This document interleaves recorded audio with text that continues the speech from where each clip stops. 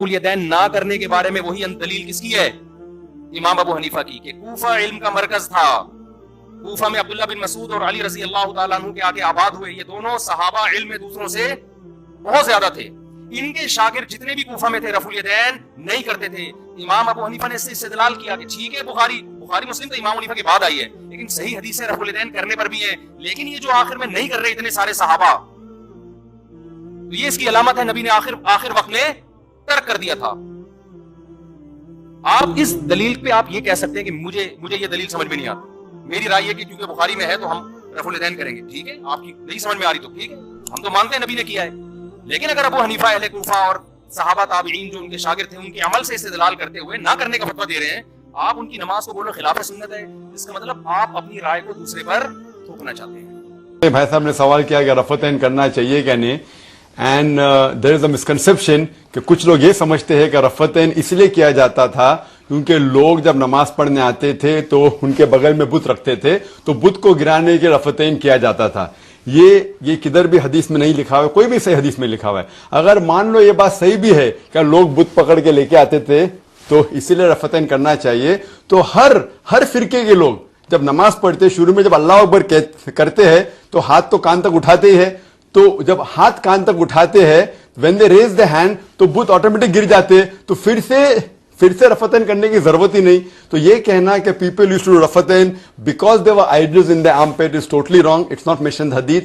The reason why Muslims should do رفع الیدین, it is because mentioned in the Sahih hadith of Sahih Bukhari in volume number 1 in the book of Salah. The Prophet whenever he offered Salah, when he prayed, he did رفع الیدین. So based on this Sahih hadith, every Muslim when they offer Salah, they are supposed to do رفع الیدین. اللہ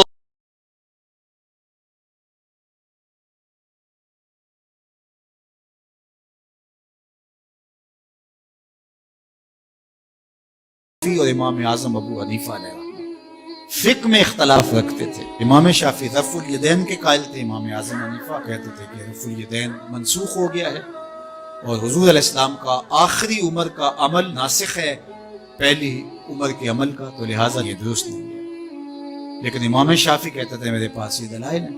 خیر امام شافعی اپنے شاگردوں کے ہمراہ امام اعظم ابو حنیفہ کے مزار پہ آئے، تو وہاں جب نماز کا وقت ہوا تو امام شافعی نے نماز پڑھی تو رفع الیدین نہیں کیا. تو شاگردوں نے بعد میں سوال کیا کہ حضرت رفع الیدین نہیں کیا، فرمایا اتنے بڑے امام کے سامنے مجھے اپنی تحقیق پہ عمل کرتے شرم آتی. یہ ہمارے بزرگوں کا طریق تھا، یہ ان کے اندر توسع تھا، ان کا ظرف اتنا بڑا ہوتا تھا. ہم چھوٹے چھوٹے ظرف کے لوگ ہیں، بہت چھوٹے، پست قامت. لہٰذا ہمیں بس تفریق کی بدکاری ہی کرنی ہے. ہم سمجھتے ہیں شاید اس سے ہم اپنے قد کو بڑھا سکیں. نماز ظہر ادا کی.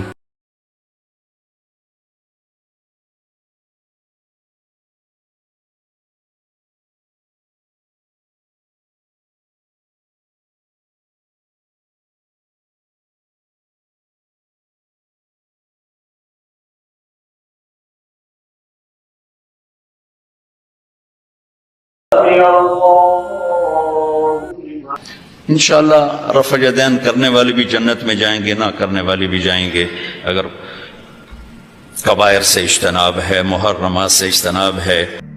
اسی طریقے سے رفع الیدین کے ساتھ نماز ایک پرفیکٹ نماز ہے. میں نے کتابوں سے ثابت کیا ہے کہ سنی اور شیعہ دونوں کا اتفاق ہے رفع الیدین کے اوپر. ہم کبھی یہ نہیں کہتے کہ جو رفع الیدین نہیں کرتا اس کی نماز نہیں ہوتی، یہ تو ہم نے کبھی نہیں کہا. ہم یہ کہتے ہیں کہ جو لوگ جوتیاں بھی پیلی پہنے، جیبوں میں مسواکیں لگائے، جب رفع الیدین کی باری آئے تو کہ سنت ہی ہے نا، چھوڑ دی تو کیا ہوئی. اور یہ ان کی جوڈیشری کی ورڈنگ ہے. علیحدہ سے ورڈنگ یہ ہے کہ مکھیاں مار دینے، بت رکھ کے آتے تھے، یہ منسوخ ہے.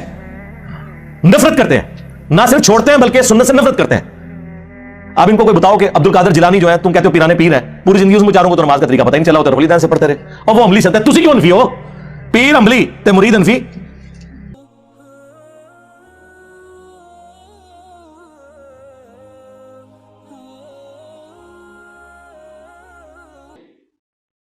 رسول اللہ صلی اللہ علیہ وسلم کا حکم ہے کہ صلو کما رأیتمونی اصلی، نماز ایسے پڑھو جیسے میں نے تمہیں پڑھ کر سکھائی. تو نبی صلی اللہ علیہ وسلم کی سنت کے مطابق جو نماز پڑھنا چاہے اس کو پیارے نبی صلی اللہ علیہ وسلم کی سنت پہ عمل کرنا چاہیے. ایک بندہ وہ ہے جس کو اس سنت کا علم ہی نہیں ہے، وہ سمجھتا ہے شاید نبی صلی اللہ علیہ وسلم رفع الیدین کی ہی نہیں اور وہ نہیں کرتا، تو وہ بے علم ہے. حدیث سے دور ہے، ثواب سے محروم ہے، لیکن اس پہ یہ فتویٰ نہیں لگایا جا سکتا کہ اس کی نماز ہی نہیں ہوتی۔ ہاں وہ شخص جو یہ کہے حدیث رسول تو مجھے پتا ہے، میں جانتا ہوں، سستی کی وجہ سے چھوڑ دیتا ہے تب بھی ثواب سے محروم ہے، اس پہ بے نمازی کا فتویٰ نہیں لگے گا۔ بے علمی کی وجہ سے چھوڑتا ہے یا سستی کی بنا پہ چھوڑتا ہے یا بھول کے چھوڑتا ہے تو ثواب سے محروم ہے، بے نمازی کا فتویٰ یا نماز کے رد ہونے کا فتویٰ نہیں لگے گا۔ وہ شخص جو یہ کہے کہ مجھے حدیث رسول کا علم ہے لیکن چونکہ میں فلاں فرقے کے اندر ہوں اور میرے مولوی صاحب نے کہا ہے نبی صلی اللہ علیہ وسلم کی یہ حدیث چونکہ ہمارے امام کے خلاف ہے، ہمارے مذہب کے خلاف ہے، تو ہم نے یہ حدیث نہیں ماننی، یہ عقیدہ رکھنے کے بعد وہ بد عقیدگی کا شکار ہو گیا کہ اس نے مقام محمد الرسول اللہ صلی اللہ علیہ وسلم پہ غیر رسول کو بٹھا دیا۔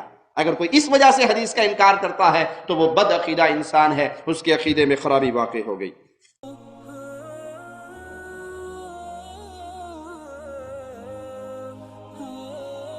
دیکھیں، رفع کا مطلب تو ہوتا ہے اٹھانا، اور یدین کا مطلب دو ہاتھ، ٹھیک ہے؟ تو جو یہ دو ہاتھ اٹھائے جاتے ہیں اس کو رفع یدین بولا جاتا ہے۔ جو ابتدا میں تکبیر تحریمہ کے لیے دو ہاتھ اٹھائے جاتے ہیں، یہ تو سب کے نزدیک ہے، بالاتفاق چاروں اماموں کے نزدیک ہے کہ نماز میں ہاتھ اٹھا کے نیچے باندھے جائیں گے۔ اس کے علاوہ جو دیگر مقامات پر رفع یدین کرنا ہے تو احناف کے نزدیک یہ ناجائز ہے، اس کی اجازت نہیں ہے، ٹھیک ہے؟ کہ کوئی کسی اور مقام پر رفع یدین کرے، یعنی نماز کے اندر۔ باقی وتر میں جو تیسری رکعت ہے اس میں رفع یدین کیا جاتا ہے، اسی طرح عیدین کی جو رکعتیں ہیں اس میں کیا جاتا ہے۔ نبی صلی اللہ علیہ وسلم نے نماز میں رفع یدین کیا ہے، یہ ہر مسلمان جب نماز شروع کرتا ہے رفع یدین کر کے ہی کرتا ہے، اس میں کوئی اختلاف نہیں ہے۔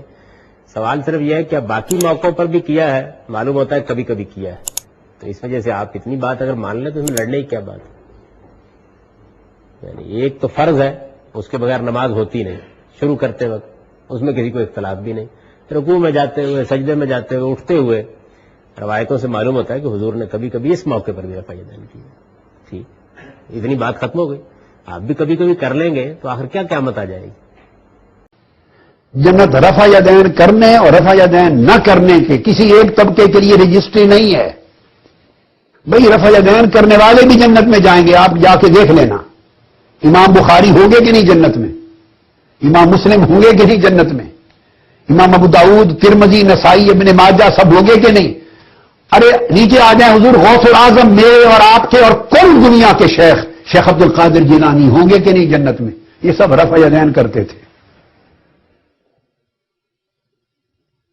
اب میں ان کا مرید ہوں، میں حنفی ہوں، میں رفع یدین نہیں کرتا۔